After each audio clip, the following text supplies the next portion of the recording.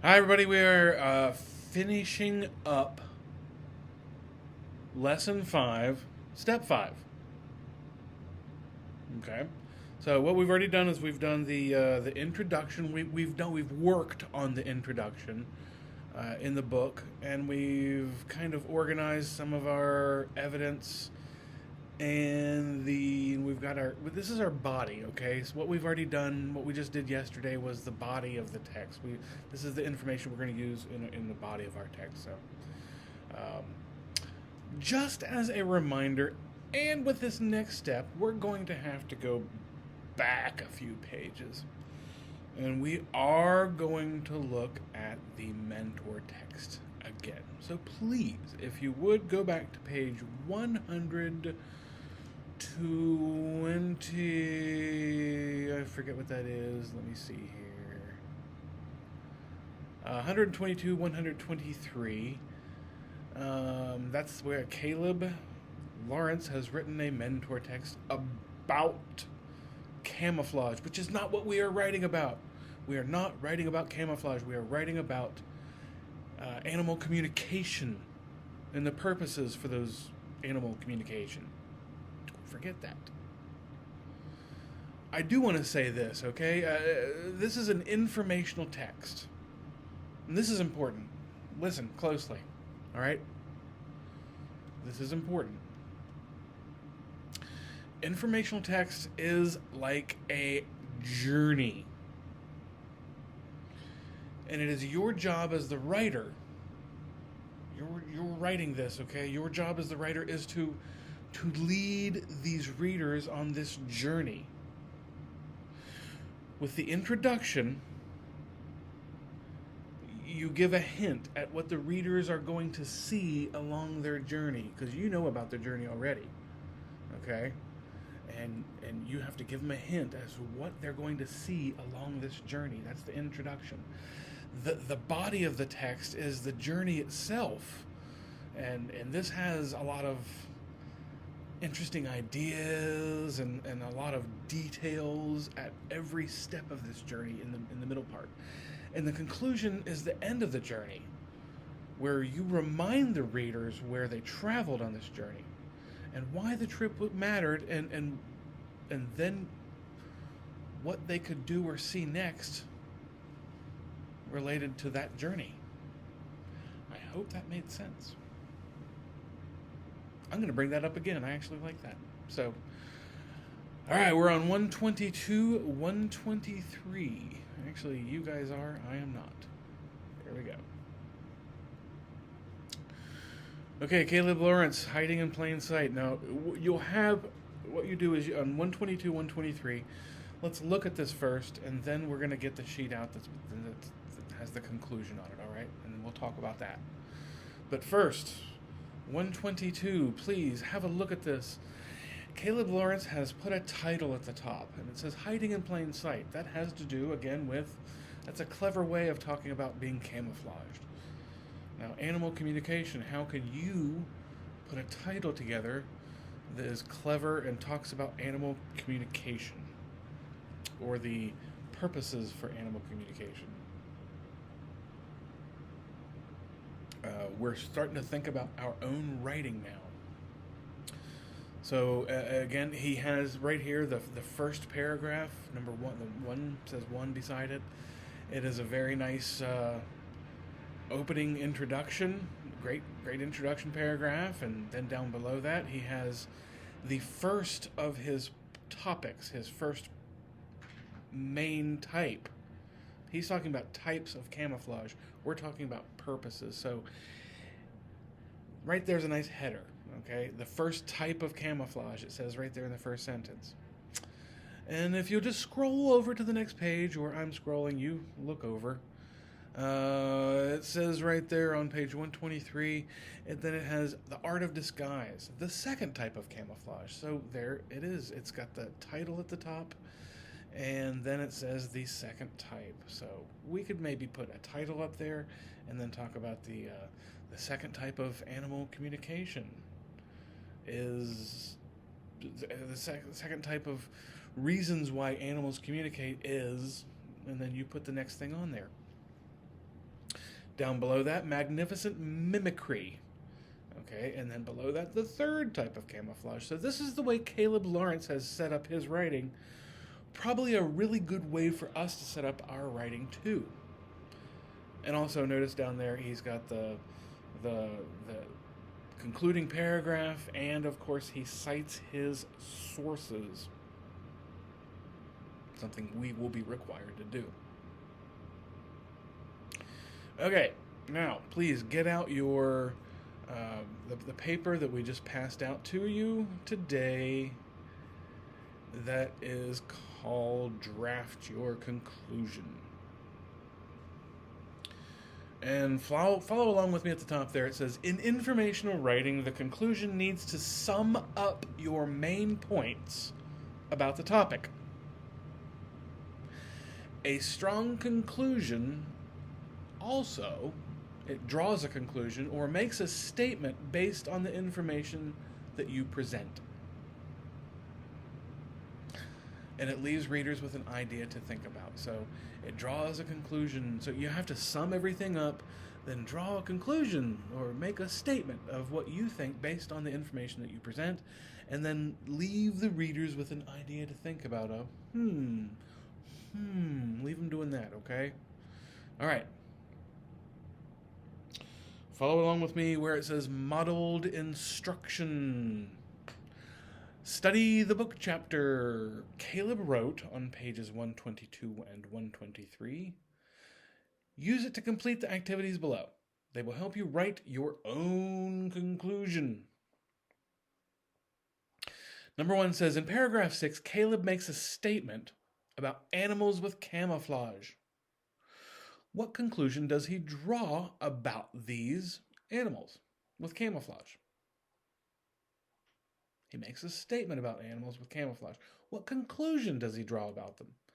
So you are going to have to go back to paragraph 6 on page 122 or 123. I'm not sure because I have to scroll back a bunch to figure out where that is. So I'm scrolling. It is on page 123, so paragraph 6. I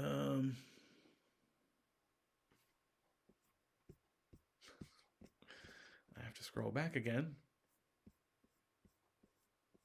That's what makes these videos so interesting. And wow, okay. So he makes a statement about animals with camouflage. What conclusion does he draw about them? You guys have to tell me.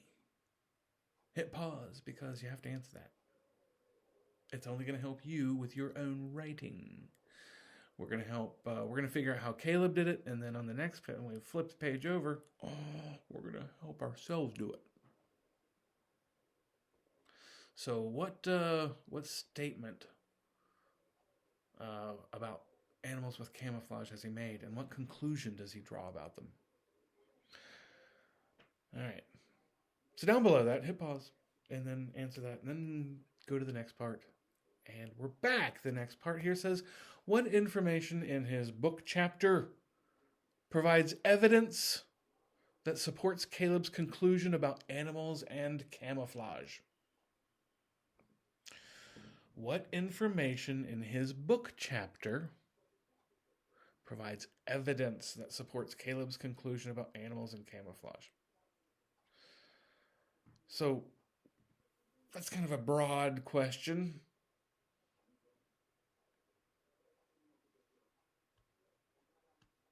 So don't be too specific. All right? I mean, don't start naming everything. But Caleb did the same thing you did. He wrote a chapter, right? All right, so what does he do? He describes examples of animals, right? And they're using camouflage and how they use them. How do they use them?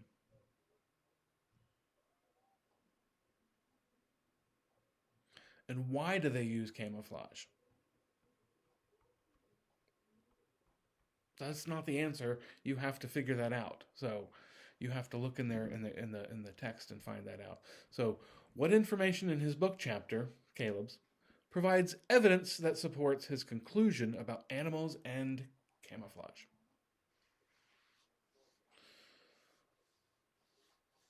So what? Yeah. He had to provide evidence. Just like you guys have to provide evidence. Just talk about like what you did to provide evidence. Pause. 2, we're on to number 2. The conclusion to an informational text often ends by leaving readers with an interesting thought. That, For example, Caleb does this by connecting his topic to his readers' experiences. What idea does he provide? So, what ideas does he provide at in the conclusion? Caleb does this by connecting his topic to the reader's experience. What ideas? What does he do? Does he suggest his readers might discover a camouflage creature hiding in a fallen tree branch or plant if they actually really carefully look for it? Does he do that?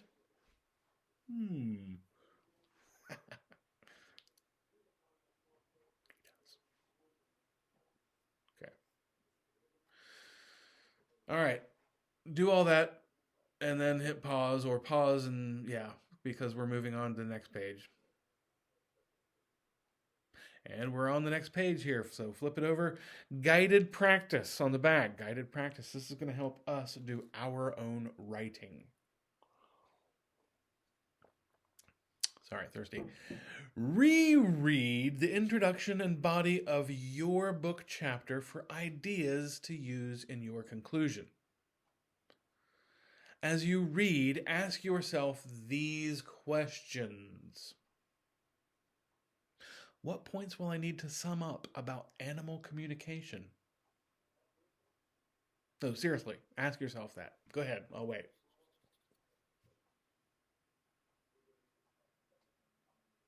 Good job. What conclusion can I draw based on the information I have presented? So what conclusion can I draw based on all the stuff that I have written? And then what idea can I leave with my readers? What is that interesting idea that's going to make them go, Okay, so in the chart below, write notes based on ideas from your book chapter. And it's giving you a lot of space here. You might have to write, small. Important points about animal communication. So you have to think about the important points about animal communication. Just interesting things, important things that you have found about animal communication, and write them in this little space. Just notes, okay? And then the conclusion to draw here at the bottom. So those, again, we're going to figure those out here in a second.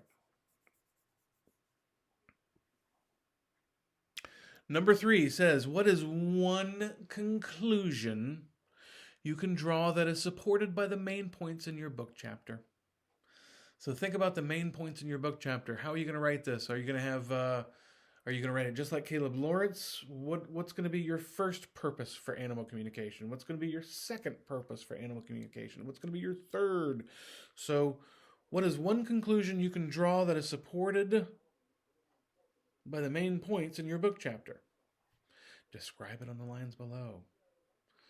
So you have to come up with a conclusion based upon all of the stuff that you have written. What could you do? Could you point out that humans use communication for all the same reasons that animals do? Or can you come up with another idea? I hope you do. That's not a bad one. Do we? Do we have the same? Do we use communication for the same reasons that animals do? I mean, we don't. Do we do things like pronk? If there's danger nearby, do you jump up and down? Okay. Let's see here. And then number 4 says choose an idea about animal communication to leave with your readers. Is there one that might surprise them or connect to their own experiences in whatever life they have? Is there one that can help them better understand why animals act as they do? Describe your idea on the lines below, please. Okay? So,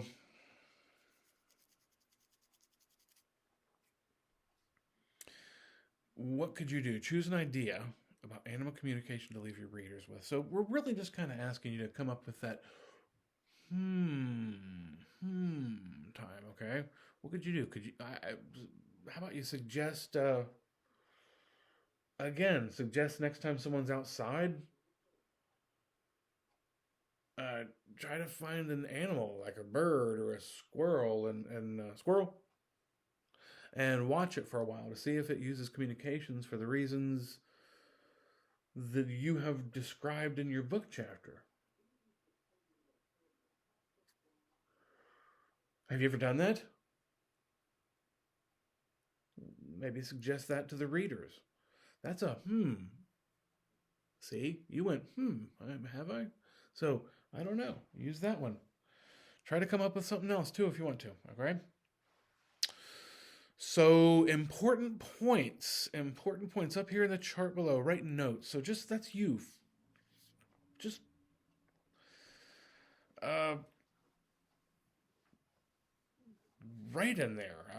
What do you think is the important points about animal communication? Why is it so important? Things that you found the most interesting. Fill it up. And then look at all those ideas and look at all those important points. You can even, you know what you can do? You can make bulleted points if you want to be neat about it. Um, but anyhow, what are your conclusions to draw from all those important points? What can you? I mean, looking at all of those, we're trying to get you to think about what is your conclusion? What do you think? What do all those things just mean to you? So that's kind of going to be in that's going to be in your conclusion. All right. We're still going to be working on this on Wednesday, tomorrow. So don't worry about it. Uh, do your best on this. Try to have the introduction, the body, and the conclusion completed, or at least worked on to the point where we can complete it on Wednesday. Okay, I want to get it completely done on Wednesday so that we can get on to step 6. Okay. Thank you very much, and I really wish you good luck. I'll be back tomorrow, and behave well for Ms. McGee. All right. If you need any help with Miss, she can help too. She's a really good teacher. So, all right. Good luck.